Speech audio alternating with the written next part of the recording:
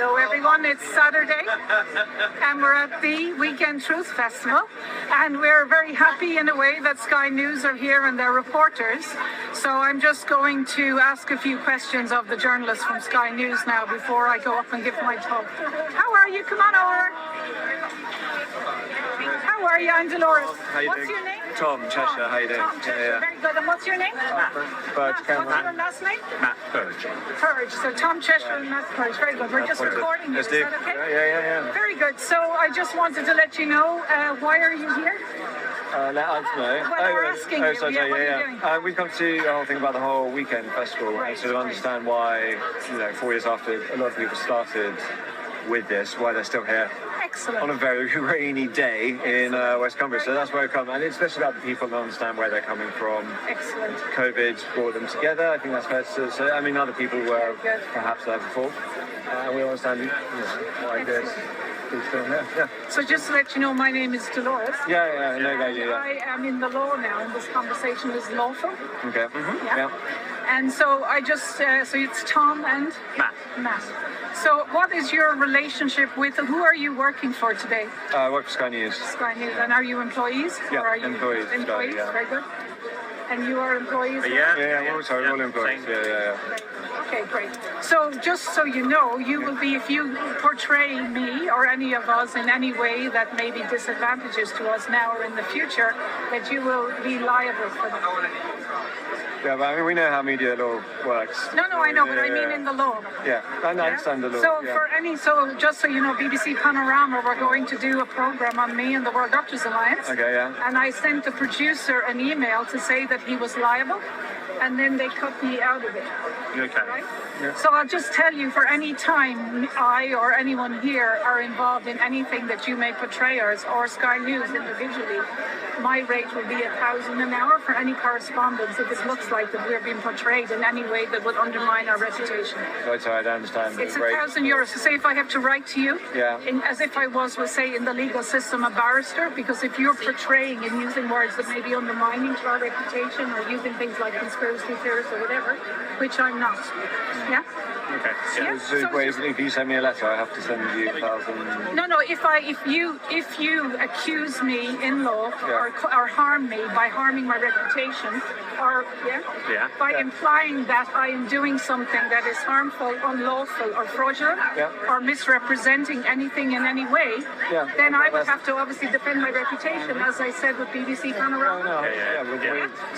We understand. Like that's what we do. No, but I'm telling you lawfully. Yeah. So if you use any words that would be undermining to my reputation, that I will hold you all personally liable, and I'll be able to defend myself in any court, in any jurisdiction, because I know that's the way. Yes. We understand. No, I know, but just so you know, we've often been misportrayed by people. Okay. And when they are individually liable, people often take more care in the law because you are protected by the legal system and barristers and your legal entity.